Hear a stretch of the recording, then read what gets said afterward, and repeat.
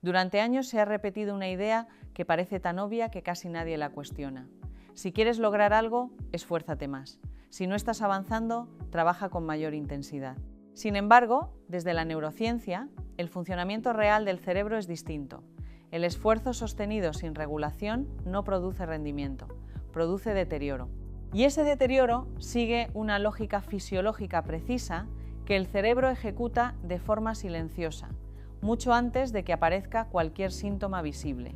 En este vídeo vamos a explicar qué ocurre en el cerebro cuando el esfuerzo se convierte en un estado crónico, por qué ese estado compromete la cognición, la emoción y el sistema nervioso autónomo y qué significa esto en términos funcionales para la vida cotidiana. Desde la neurociencia sabemos que el cerebro no distingue entre esfuerzo productivo y esfuerzo improductivo. Lo que detecta es el coste metabólico y el nivel de activación del sistema nervioso.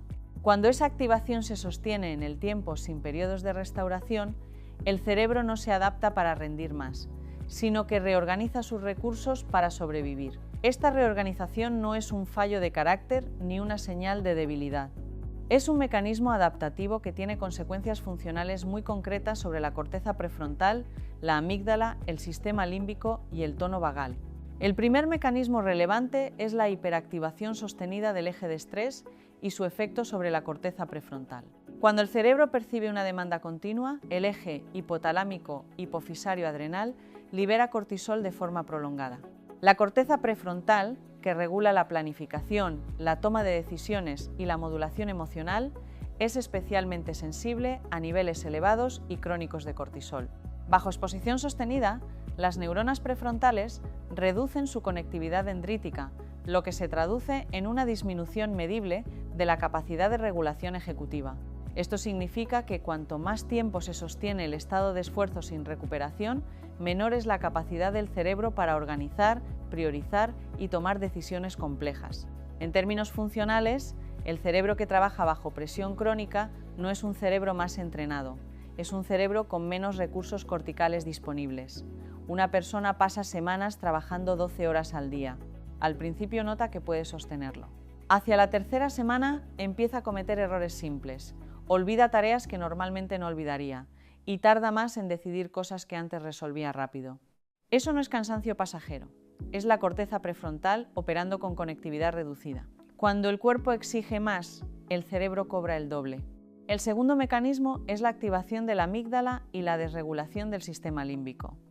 Cuando la corteza prefrontal pierde regulación sobre el sistema límbico, la amígdala gana protagonismo funcional.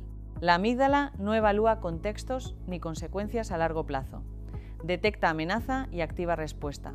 En un estado de esfuerzo crónico, la amígdala permanece en un estado basal de activación elevada, lo que aumenta la reactividad emocional, reduce el umbral de respuesta al estrés y sesga la interpretación de situaciones neutras hacia lo amenazante.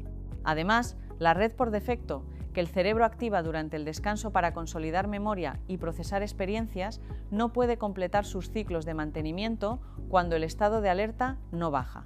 La coherencia entre regiones cerebrales se degrada. Esto implica que el error más común en personas que se esfuerzan en exceso no es hacer demasiado, sino no permitir que el cerebro procese lo que ya hizo. Alguien que trabaja intensamente y siente irritabilidad sin causa aparente, que interpreta cualquier comentario como crítica o que tiene dificultad para desconectarse al final del día, no está teniendo una respuesta emocional desproporcionada. Está experimentando el resultado directo de una amígdala hiperactivada y una corteza prefrontal con capacidad de modulación reducida. No estoy respondiendo mal, mi cerebro está respondiendo con lo que le queda. El tercer mecanismo es la degradación del tono vagal y la variabilidad cardíaca. El nervio vago, componente central del sistema nervioso parasimpático, es el principal regulador del estado fisiológico del cuerpo. Un tono vagal alto permite al organismo pasar con fluidez entre estados de activación y recuperación. La variabilidad cardíaca, que mide la flexibilidad del sistema nervioso autónomo, es un indicador directo de esa capacidad de transición. Bajo esfuerzo crónico, el sistema nervioso simpático predomina de forma sostenida, el tono vagal baja. La variabilidad cardíaca se reduce. Esto tiene consecuencias interoceptivas directas. El cerebro recibe señales corporales que indican peligro de forma constante, aunque no haya ningún peligro externo. Desde un punto de vista fisiológico, este estado sostenido de predominio simpático interfiere con la digestión, el sueño, la regulación inmune y la recuperación muscular. No se trata de síntomas psicológicos, son consecuencias fisiológicas de un sistema nervioso autónomo que no puede entrar en modo parasimpático porque el patrón de conducta no lo permite. El cuerpo lleva semanas pidiéndome que pare. Investigaciones en neurociencia cognitiva han medido el rendimiento en tareas de atención sostenida y control inhibitorio en personas sometidas a periodos prolongados de trabajo intensivo. Los resultados muestran que después de varias semanas sin periodos de recuperación suficiente, el tiempo de reacción aumenta, la tasa de errores se eleva y la actividad prefrontal medida por neuroimagen disminuye, incluso cuando la persona reporta subjetivamente sentirse todavía funcional.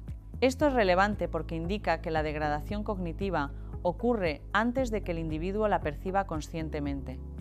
Por otro lado, estudios que han medido la variabilidad cardíaca en trabajadores con alta carga laboral muestran que incluso 2 semanas de exposición sostenida son suficientes para producir reducciones significativas en el tono vagal y que esas reducciones persisten más allá del periodo de exposición si no se produce una recuperación activa. En otras palabras, el sistema nervioso autónomo no se restaura solo por dejar de trabajar un día. Requiere condiciones fisiológicas específicas. Esto implica que la recuperación no es una recompensa por haber trabajado lo suficiente, sino una condición necesaria para que el trabajo tenga efecto. El cerebro consolida aprendizajes, reorganiza conexiones y restaura la conectividad prefrontal durante los periodos de baja activación. Sin esos periodos, la plasticidad no ocurre. El esfuerzo acumula experiencia, pero es la recuperación la que la convierte en capacidad real. Desde un punto de vista fisiológico, esto significa que reducir la carga no es una señal de rendirse, es la condición que permite al sistema nervioso volver a operar con variabilidad cardíaca alta y tono vagal restaurado. Cuando ese umbral se recupera, la corteza prefrontal recupera también su capacidad de modulación sobre el sistema límbico, lo que se traduce en mayor claridad de pensamiento, menor reactividad emocional y mejor toma de decisiones. No se trata de una técnica, sino de entender que el cerebro humano no fue diseñado para operar en modo simpático de forma indefinida. La dopamina, que participa en la motivación y la anticipación de recompensa, necesita ciclos de activación y reposo para mantener su sensibilidad. Cuando el sistema dopaminérgico se sostiene en activación continua, la respuesta se atenúa y la sensación de recompensa disminuye. Esto se traduce en ese estado muy reconocible en el que una persona hace mucho pero siente que no sirve de nada. Esto implica que la oxitocina y los sistemas de conexión social tampoco pueden operar con normalidad bajo esfuerzo crónico. El estado de predominio simpático inhibe los circuitos de afiliación y confianza. Las relaciones se perciben como otra demanda más, no como una fuente de regulación. Y, paradójicamente, el aislamiento que muchas personas experimentan cuando están sobrecargadas no es una elección, es una consecuencia fisiológica de un sistema nervioso que ha priorizado la supervivencia sobre la conexión. Desde la neurociencia sabemos que el cerebro no premia el esfuerzo sostenido, lo gestiona. Y la forma en que lo gestiona cuando no hay recuperación es degradar de forma progresiva las funciones que más energía consumen. Primero la regulación emocional, luego la cognición compleja, luego la conexión social. Lo que durante años se presentó como una virtud, esforzarse más, tiene un correlato neurobiológico muy preciso.